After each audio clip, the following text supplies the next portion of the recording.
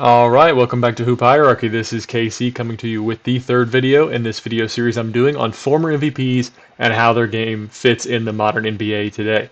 So, I want to establish again, like I have been on the other two videos, I'm just doing this based off of a player's play style, how their game would fit in the modern league based on what they were good at and how rules have changed, offenses have changed, so on and so forth. Again, I wanted to establish this is not if you just picked up the player and dropped them in the 2020s, but if they grew up in this era and had the same general skill set that they had when they played. Also wanted to establish this is not arguments to how good a player actually was. A player could have been better than a player ranked higher than him on the list, but because of the fact that I think he fits better in the modern NBA, that player may rank higher. So I just wanted to say, thanks to everyone for the support so far in this series. It really means a lot. I really appreciate it. I want to keep this going and kind of finish up running through this is mainly the 80s, 90s, and the very front end of the 2000s. There'll be one more video in this series covering most of the guys from the 2000s. Probably won't do much of the 2010s because a lot of those guys are still playing. So there's really not a whole lot of point that, yes, they're going to fit in the modern NBA because they play in the modern NBA. But we're still right here in the 90s, 2000s. Those are still guys that, there was a different game style at that time still than what there is today. So the video could still be made about them. But starting off with this video, we're going to get right into it with Michael Jordan. So Michael Jordan, first MVP was 1988, and Michael Jordan is Michael Jordan. I don't really have to describe his game that much. Everyone pretty much already knows how he played already. My main point on him is I think his elite mid-range jumper would absolutely be a good three-point shot in today's game. He had a good shot form, just played in an era where the three wasn't as widely used, and he still hit them on occasion. He had a couple of seasons where he had a pretty good three-point percentage. I think he would have stretched it out if he played in the modern NBA, definitely. I think he would have put in that work. Obviously, his explosiveness and defense, that would translate for sure. He's still more athletic than most, if not all, players in the NBA today. Michael actually had a bit more playmaking in his game than people realize because he didn't always put up the numbers for that. But, when the Bulls asked him to be more pass first on occasion, he could easily get up to double-figure assists, which he did. I don't know if it's necessary to make a modern comparison. He'd just be Michael Jordan. I guess if I were to compare, it's like if Donovan Mitchell was better in every given way, but with a similar skill set to that. That's what I think Michael would be like. He's A tier because I think he would be one of the best players of all time, if not the outright best player of all time in any era. I mean, everyone knows Michael Jordan was just that good. There's not a whole lot to say about it. Michael Jordan is A tier. Next up, Charles Barkley. So, Barkley doesn't really get the respect he deserves by a lot of people, in my opinion. I think he was actually very, very good, as evidenced by his appearance on this list, obviously. He won an MVP. But he was a rebounding machine, could get out and run, was super athletic, could go and dunk on anyone.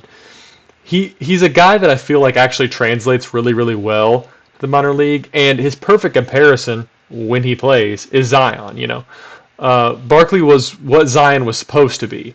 A nightly monster double-double threat who even at a shorter height, which both of them were listed as 6'6", even if Barkley may have been an inch or two shorter than that. And, just a guy that dominates the paint. We see that Zion's style of play works in the modern league, as I said, because when he plays, he's very good. Zion is unlikely to have the career that Barkley ever had due to how good Barkley was, but more importantly, how durable he was. He played over 70 games in most seasons of his career. I think Barkley would be a really, really good player today. I'm going to say A tier for Charles Barkley.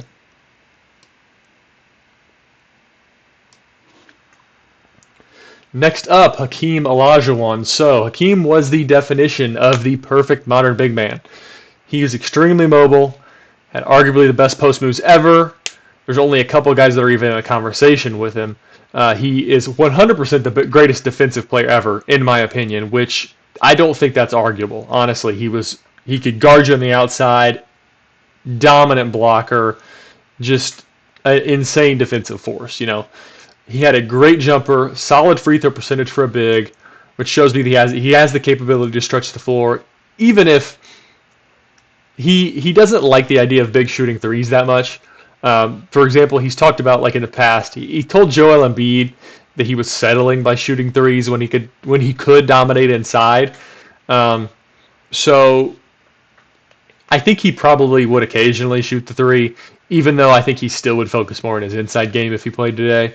Uh, he was incredibly switchable on defense too. You know, he could go out and he could guard a guard on the perimeter and he could guard a big on the inside. You know, I don't think Hakeem has any particular weakness as a big man, which that's a great trait to have for the modern flexibility that bigs need. I think Hakeem compares as a faster, kind of a more aggressive and better defending Joel Embiid. And I think purely based on how well he fits in the modern game, I think Hakeem Olajuwon fits in the S tier. I really think that he would be just a monster in the modern day. So next up is David Robinson, and you're really getting back-to-back bigs here who are absolutely built for the modern NBA. Olajuwon was, David Robinson definitely was too. He was a scoring machine at the center position. He is underrated because he played in a small market at a time where guys like Shaq and Olajuwon were still playing. And I think Robinson was arguably just as good as they were when he was at his peak. He was like Olajuwon in that he could guard you from the perimeter to the basket. He was a blocks machine. Scoring was his best trait.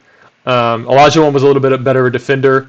Robinson was probably a more prolific scorer when he was at his best. But Robinson had a back-to-the-back game and had a great jumper. He would definitely shoot threes today. He even shot some back when he played. And his playmaking was pretty great too. I think when looking at him today, he plays a lot like what Anthony Davis would play like, but a bit quicker, less injury prone, honestly. Maybe a little bit here or there, parts of his game would be kind of similar to Giannis too. Just a physical freak of nature, and I think that translates perfectly. So we're going to go S tier here for David Robinson as well.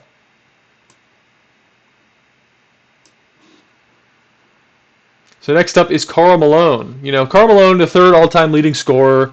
He certainly would be a good scorer today. However, I don't think that translates quite as well as the past two players, though. I think the problem is with Malone is while he was good for mid-range, his general shot creation and creativity on offense was kind of questionable.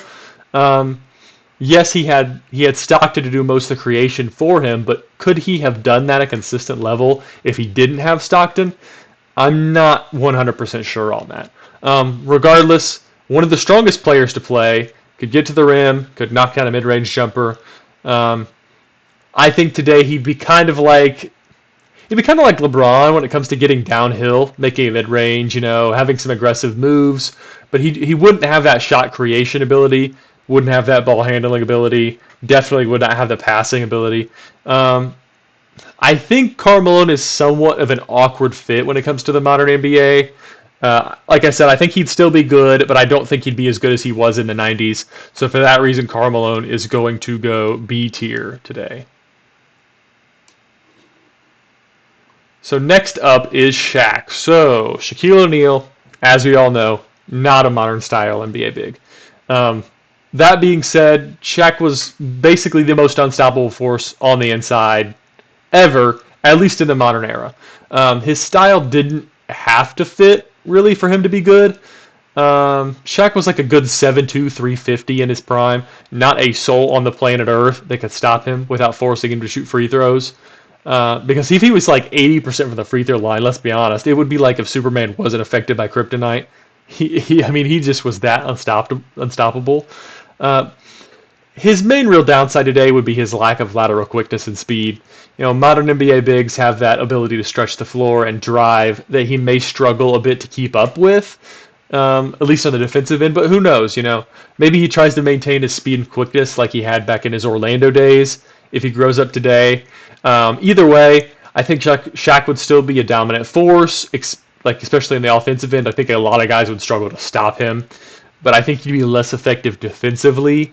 I think those still quite good there as well. Like I said, I think he'd still be really dominant, but I don't know if he fits as well with a modern league as he did when he played. I think he played at the perfect time for him. So Shaq's going to be B tier.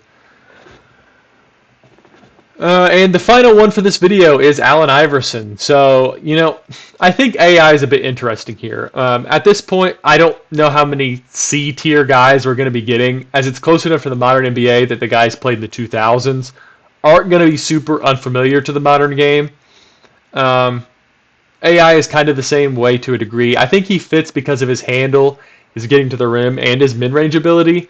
But I think he was a high-volume ISO scorer, and I do not think that's what the modern NBA is built around.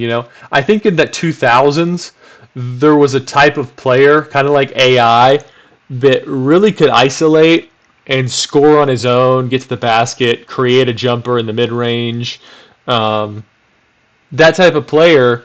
But I don't know if that really fits in the modern league. The game is more team oriented than it even was back then. Because you see guys like Bradley Beal and Trae Young who play kind of similar to that, to where they're primarily ISO scorers, but they don't necessarily make their team better in today's game.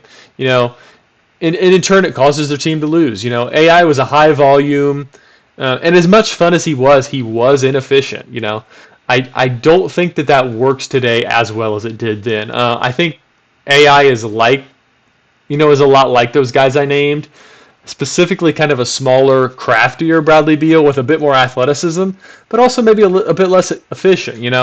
Like I said, I love Allen Iverson, fun player, great player for sure, deserved his MVP, but I don't think he really fits as well today. I kind of bounced around with C tier, but I really think he'd still put up numbers, and so for that reason, I'm going to say B tier. I think he'd still be good. I just think that he would struggle to be on a team that wins, in my opinion.